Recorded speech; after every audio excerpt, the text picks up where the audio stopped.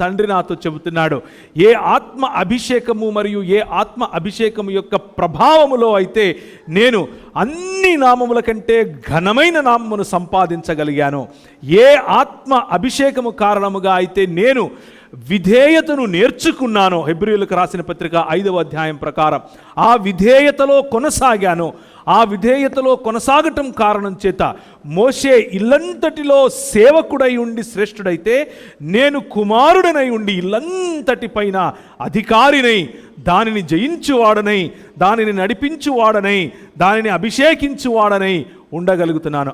ఆ ఆత్మ మీ మీదికి రాబోతున్నాడు, మీ మీదికి రాబోతున్నాడు అని చెప్పినటువంటి మాట.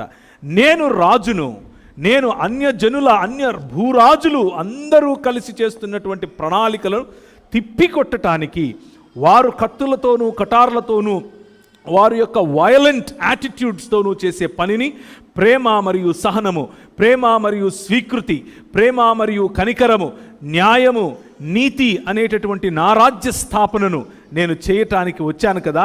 ఆ రాజ్యము చేత వాళ్ళనుకున్నారు నా వయలెన్స్తో నేను కట్లు విప్పుతాను, నా వయలెన్స్తో నేను ప్రజలను ఫ్రీ చేస్తాను. నా దేవుడు వారిని చూచి నవ్వాడు. నా కుమారుడు సింహాసనాసీనుడు అవ్వబోతున్నాడు, నా సింహాసనుడు సియోనులో ఊరేగించబడబోతున్నాడు, నా కుమారుడు సియోనులో ఆయన రాజ్యమును సియోను నుండి పరిపాలించబోతున్నాడు అని చెప్పాడు. అయితే అందరూ అనుకున్నారు, శిష్యులు కూడా అనుకున్నారు, అయితే ఇక రాజ్యం వచ్చేసిందా, మాకు ఇచ్చేస్తావా? ఒక ఆయన అయితే వాళ్ళ అమ్మనేసుకుని ఇద్దరు కలిసి దాన్ని ఏమంటారు, రికమెండేషన్ లెటర్ తెచ్చుకున్నారు. మరి నీ రాజ్యం వస్తే నా కొడుకు రైట్ సైడ్ ఒకడు, నా ఇంకొక కొడుకు లెఫ్ట్ సైడ్, అంటే ఒకడు అమిత్ షా అవ్వాలి, అంటే ఈయన మోదీ, నువ్వు ఒకడు అమిత్ షా అవుతాడు, ఇంకొకడు పీయూష్ గోయల్ అవుతాడు అని చెప్పుకొని వచ్చారు. ఆయన అన్నాడు, అది నా చేతిలో లేదు, that's not in my hands, I don't decide. ఆయన అర్థం ఏమిటంటే అది నాకు తెలియదు, నేను చేత కానివాడిని అని కాదు. ఆయన అన్నాడు, అది నిర్ణయించుకోవాల్సింది నీవు, అది నీ చేతిలో ఉంది.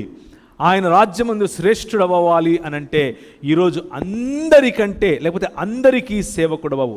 నేను చూపిన మార్గము, నా మార్గము, దేవుని రాజ్య మార్గము, అది సేవ, అది సేవా తత్పరత, అది పనిచేయటం, అభిషేకించటము ద్వారా అయితే నేను తండ్రికి ప్రియకుమారుణ్ణి అయ్యానో, ఈ ప్రియకుమారుడు ఈయన మాట వినండి అని నా తండ్రి నాతో చెబుతున్నాడు. ఏ ఆత్మ అభిషేకము మరియు ఏ ఆత్మ అభిషేకము యొక్క ప్రభావములో అయితే నేను అన్ని నామముల కంటే ఘనమైన నామమును సంపాదించగలిగాను, ఏ ఆత్మ అభిషేకము కారణముగా అయితే నేను విధేయతను నేర్చుకున్నానో, హెబ్రీయులకు రాసిన పత్రిక 5వ అధ్యాయం ప్రకారం ఆ